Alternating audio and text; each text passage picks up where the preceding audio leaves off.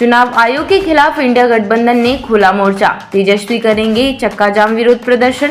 India गठबंधन के नेताओं ने एकजुट होकर चुनाव आयोग के मतदाता पुनरीक्षण कार्य का विरोध किया गया है।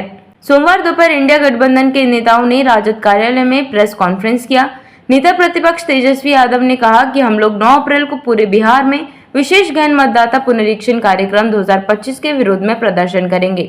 बिहार के हर जिले में चक्का जाम किया जाएगा।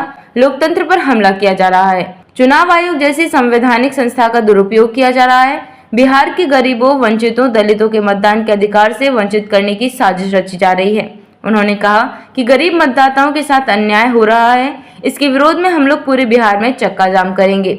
इसमें राहुल गांधी भी शामिल होंगे। हम लोग पूरी मजबूती के साथ इस काम को पूरा करेंगे।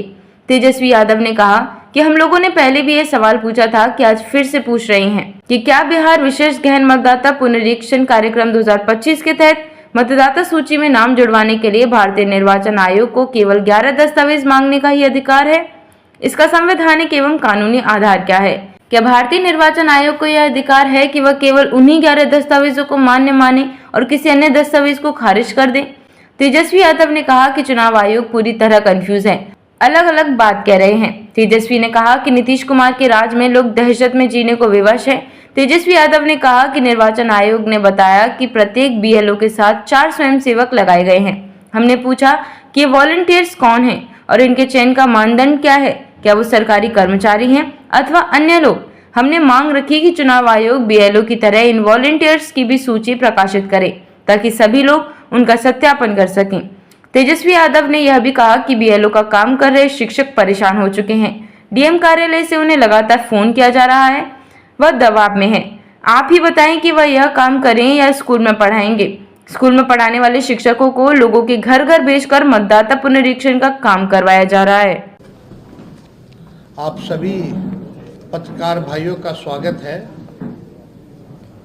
और आप सब लोगों के बीच सभी हमारे इंडिया अलायंस महागठबंधन के साथी भी हैं और आज का जो प्रेस कॉन्फ्रेंस जो है महत्वपूर्ण विषय को लेकर के है।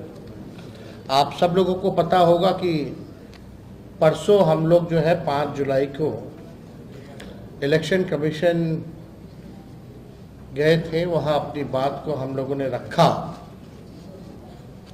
और मजबूती के साथ जो है जो भी शंकाएं थी, सवाल था,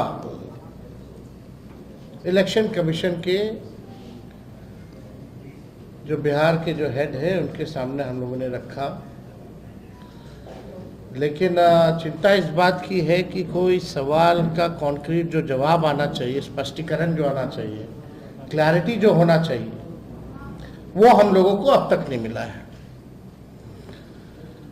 हमारा डेलीगेशन दिल्ली में भी गया इलेक्शन कमीशन, बिहार में भी, पटना में भी हम लोग गए, लेकिन सवाल का जवाब हम लोगों को नहीं मिला। हालांकि आप सब लोग जानते हैं कि पटना का जो इलेक्शन कमीशन है बिहार का, वो निर्णय लेने योग्य नहीं है, उनको अधिकार नहीं है। वो केवल जो है पोस्ट ऑफिस जैसा काम करते हैं। हमारे सवालों को दिल्ली भेजा गया, यानी दिल्ली में जो बैठे इलेक्शन कमिश्नर्स हैं,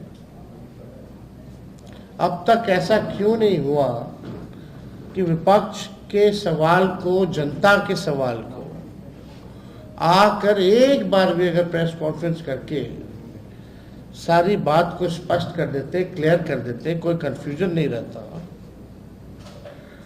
लगातार आप सब भी मीडिया के लोग जो हैं जनता के बीच जा रहे हैं और जनता का ये कहना कि हमारे पास जो 11 डॉक्यूमेंट जो मांगे गए हैं वो डॉक्यूमेंट नहीं है। हमारे पास आधार कार्ड है, हमारे पास राशन कार्ड है, हमारे पास मनरेगा कार्ड है, यही बिहार के गरीबों के पास उपलब्ध है।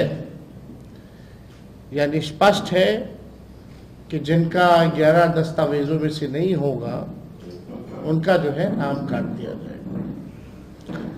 6 जुलाई यानी कल इलेक्शन कमीशन ने फेसबुक पे और अखबारों में एडवर्टाइजमेंट निकाला, उस पर भी हम लोग आएंगे, अपनी बात को रखेंगे।